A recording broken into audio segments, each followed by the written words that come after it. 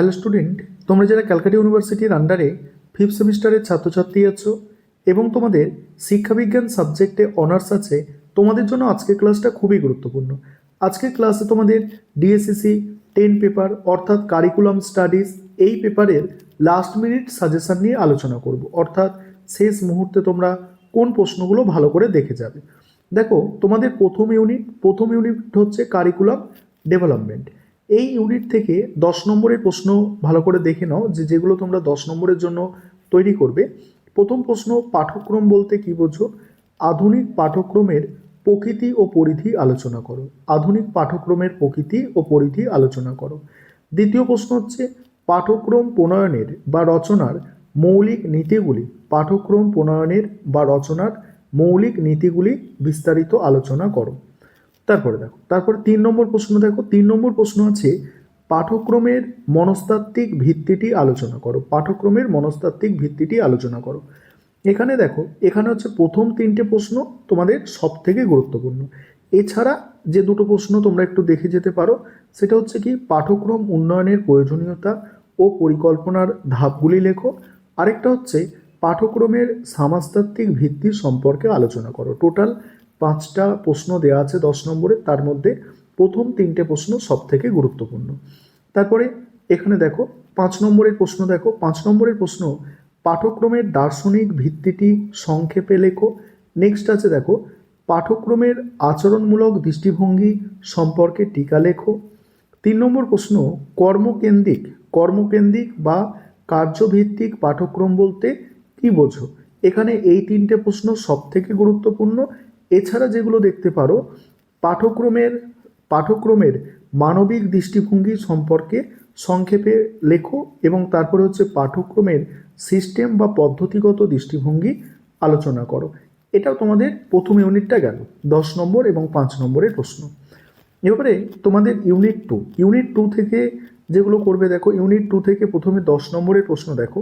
প্রথম প্রশ্ন হচ্ছে বুনারের নির্দেশনার বা শিক্ষণ তত্ত্বটি বিস্তারিত আলোচনা করো। দ্বিতীয় প্রশ্ন হচ্ছে ব্লুমের সংশোধিত ট্যাক্সোনমি সম্পর্কে আলোচনা করো। ব্লুমের সংশোধিত ট্যাক্সোনমি সম্পর্কে আলোচনা করো।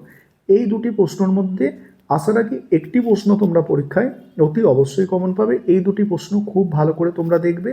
এছাড়া 3 নম্বর প্রশ্নটাও গুরুত্বপূর্ণ আছে। শিক্ষামূলক উদ্দেশ্য ও নির্দেশনামূলক উদ্দেশ্যের মধ্যে পার্থক্য আলোচনা করো। পরের প্রশ্ন হচ্ছে শিক্ষা সামগ্রী বা বিষয়বস্তু নির্বাচনের নির্ধারক হিসাবে জ্ঞান, সংস্কৃতি ও প্রয়োজনের ভূমিকা আলোচনা করো। এখানে প্রথম 3টে সব থেকে গুরুত্বপূর্ণ, তার মধ্যেও প্রথম যে দুটো আছে সেগুলো আরও গুরুত্বপূর্ণ। এবার 5 নম্বরের প্রশ্ন দেখো, বিষয়বস্তু নির্বাচনে জ্ঞানভিত্তিক নির্ধারকের ভূমিকা। বিষয়বস্তু নির্বাচনে জ্ঞানভিত্তিক নির্ধারকের ভূমিকা। তারপরে হচ্ছে শিক্ষার্থী কেন্দ্রিক পাঠ্যক্রমের ধারণাটি ব্যাখ্যা করো। শিক্ষার্থী কেন্দ্রিক পাঠ্যক্রমের ধারণাটি ব্যাখ্যা করো। নেক্সট আছে বুনারের তত্ত্বের মানসিক প্রকৃতি ও উপস্থাপনের 3টি পর্যায় লেখো। নেক্সট হচ্ছে পাঠ্যক্রম ও শিক্ষাদানের উদ্দেশ্য সম্পর্কে লেখো। পাঠ্যক্রম ও শিক্ষাদানের উদ্দেশ্য সম্পর্কে লেখো। এখানে দেখো, এখানে প্রথম দুটো সব থেকে গুরুত্বপূর্ণ, তারপর বাকি দুটো একটু দেখে রাখতে তোমাদের অতি অবশ্যই হবে, কারণ দুটো প্রশ্ন করে তো আর একটা মডিউল থেকে একটা ইউনিট থেকে পরীক্ষা দিতে যাওয়া যায় না, ঠিক আছে? তারপরে দেখো, তারপর 3 নম্বর যে ইউনিট আছে, 3 নম্বর ইউনিট থেকে 10 নম্বরের প্রশ্ন দেখো। পাঠ্যক্রম মূল্যায়ন বলতে কি বোঝো?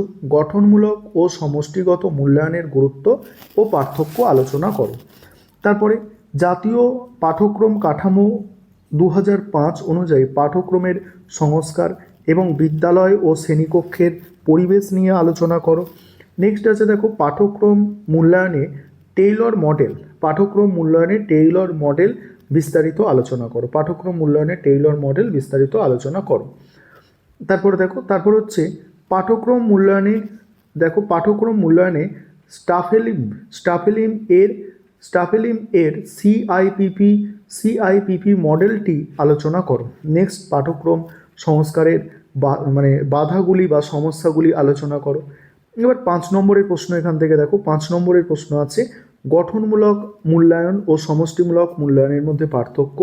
নেক্সট আছে NCF 2005 অনুযায়ী বিদ্যালয় ব্যবস্থার সমস্যাগুলি কী কী, নেক্সট আছে পাঠ্যক্রম মূল্যায়নের ধারণা ও গুরুত্ব লেখো, নেক্সট পাঠ্যক্রম সংস্কারের উপাদানগুলি কী কী। এই কটা প্রশ্ন তোমাদের আমি বললাম, আর যেগুলো মোস্ট ইম্পর্টেন্ট সেগুলো 3টে করে স্টার দেওয়া আছে। আশা করি তোমরা উপকৃত হবে, এই প্রশ্নগুলো দেখে যাও। এছাড়া যদি কোনো প্রশ্ন তোমাদের খুব গুরুত্বপূর্ণ বলে মনে হয় অবশ্যই তোমরা কমেন্ট করে জানাবে, আমি সেটা পিন করে দেবো।